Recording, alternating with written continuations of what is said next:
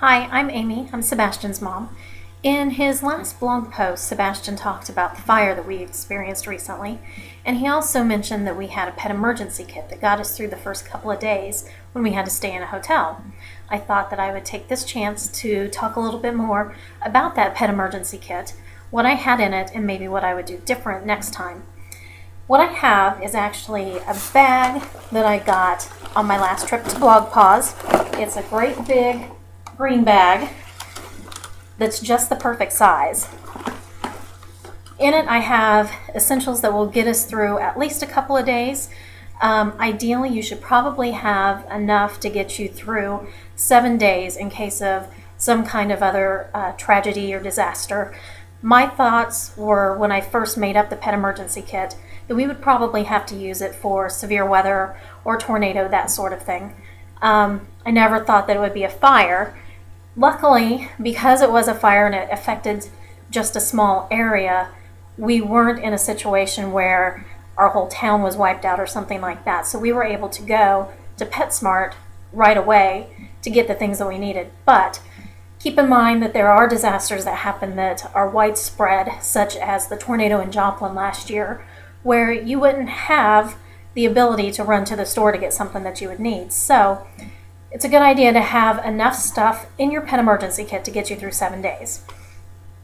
In ours, we had a blanket, and this is a blanket that Sebastian sent us already on, so he knows it's his, something just to make him feel a little more comfortable.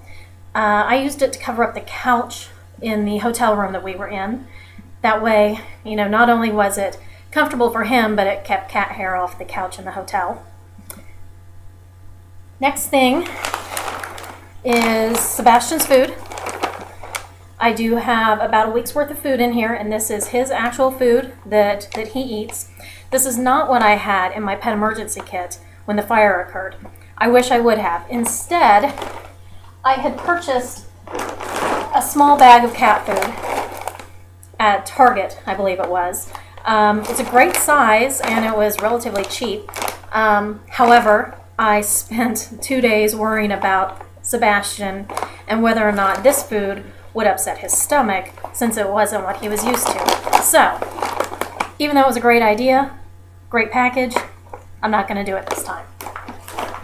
What I do is I keep an old bag and put just a small amount in it. When I open up a new bag, then I will use this and replace the food in the bag. That way it's constantly rotated and I don't have old or expired food in the bag in the pet emergency kit. I also keep some packages of wet food. Even though Sebastian doesn't usually eat wet food, my thinking was, in a situation where he's maybe in a strange place or things are upsetting, I didn't know if he would eat or not, so I got some wet food as well. I got 2 bowls, one for food, one for water. Before, this is not what I had in the pet emergency kit, and I didn't realize how important it was to have 2 separate bowls. Before, I had one of the 2-sided plastic dishes. I thought I would need something that was easy to keep track of, and 1 bowl is easier to keep track of than 2. However, when it was time to change the water, I had to scoop out the food to be able to pour out the water, and that was a pain.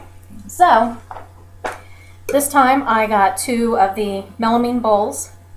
They're stackable, and that's what I'm going to keep in the pet emergency kit from now on.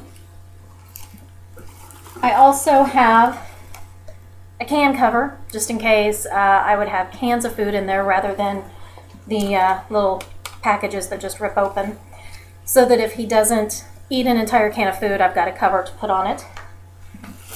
Along those same lines, I've got a spork from my favorite fast food Mexican place, so that if I need to scoop out the food, or if you've got the kind of cat that wants it chopped up into little pieces instead of eating it himself, you've got the little spork to do that. Now, you never know if you're going to be in a situation where there's no water. So, I've got a 6-pack of water here. Again, you need to have enough food and water to get you through 7 days. 6 bottles of water are plenty for my crew. The cat's not going to drink a bottle of water a day. Plus, I've got water to use for the guinea pig as well. So, and I'll talk more about guinea pig stuff too. But 6-pack of bottled water. I found the coolest litter box. I got this at Walmart for $4. It is just a cardboard box, and inside it is another cardboard box full of litter. This box here opens up and lays flat. However, what I found is there's not a plastic liner in here. So what you need to do is get a plastic bag that's big enough to line the box with. Otherwise, it's going to get a little messy. So I actually have a bag, kind of a heavy bag, big size, Bed Bath & Beyond, that I can use to line the box. Now again, I didn't realize there wasn't a bag in here when I bought it and wasn't thinking about needing a liner for the litter box. So what I did in the hotel was I used the plastic bag that's in the closet that they use for laundry, laid it in there. I was good to go. Now don't forget, you will also need a litter scoop. This is another one of my great finds from Blog Paws. Thank you, catster.com. So that way I've got a scoop as well. Now, you don't know where you're going to be, so you don't know if there's going to be a good place to dispose of what you scoop out of the box. So I keep a bunch of plastic bags in the pet emergency kit as well. That way if I need to throw away what I've scooped out of the box, I can throw it in here, tie it up, and dispose of it without having, you know, a stinky trash can in the hotel room or wherever you are. I've got a couple of toys, again, kind of as a comfort thing for Sebastian. The toys he's already played with, they have his scent, they're familiar to him. You know, if you want to buy brand new toys and put in there, I'm sure that's fine too, but this way, he knows they're his. You also need to have your pet's medical records. I, of course, don't have those anymore because they were lost in the fire. They weren't in my pet emergency kit. So from now on, they will be. I just got a cute little kitty cat folder. This is where I will keep his records from now on, but this is also where I have photos. You should have not only a photo of your pet to show, you know, identification, but you should have photos of you with your pet. So I've got a photo of my husband with Sebastian and me with Sebastian, just to further identify that he belongs to us. Now, as far as Dottie goes, we were able to just take her whole cage and go. A nice police officer that was trying to shoo me out of my apartment was the one who carried her down. So of course, in her cage, she's got everything that she needs. She's got her bedding, she's got hay, she's got food, she's got water. But just in case something were to happen to the glass water bottle that I have on her cage, I've got an extra small little plastic water bottle, just in case, just as a backup. I've got another small little dish, just in case I need to put hay or veggies or something in there. And a salt lick. I would also try to find a small bag of hay to keep in the pet emergency kit because guinea pigs do eat so much hay. That's not something I have yet, but that's something I'm getting very soon. Also, I thought I would share with you, Sebastian's carrier is about the coolest thing I've ever seen. It's huge when it's all opened up. This is the carrier side. This is a separate little house side.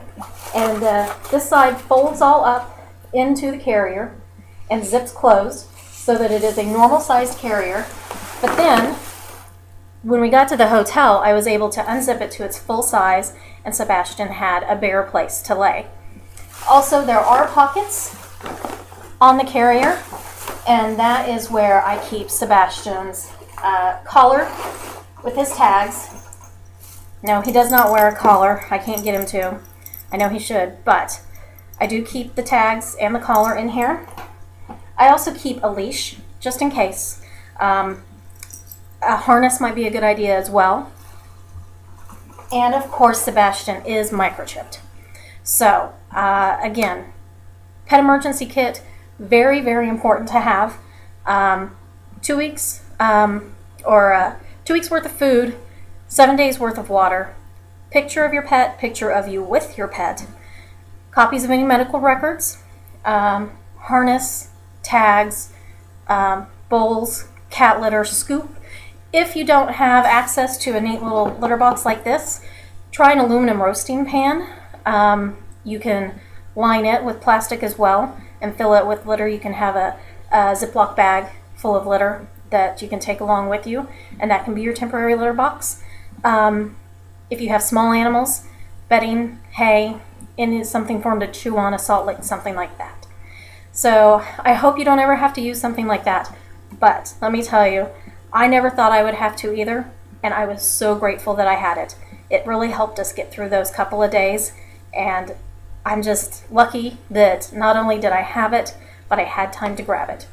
So I hope you keep checking in on Sebastian's blog. Know that we're doing well, we're getting things settled, and we appreciate all the love and support that everybody has shown us. Thanks again. Bye.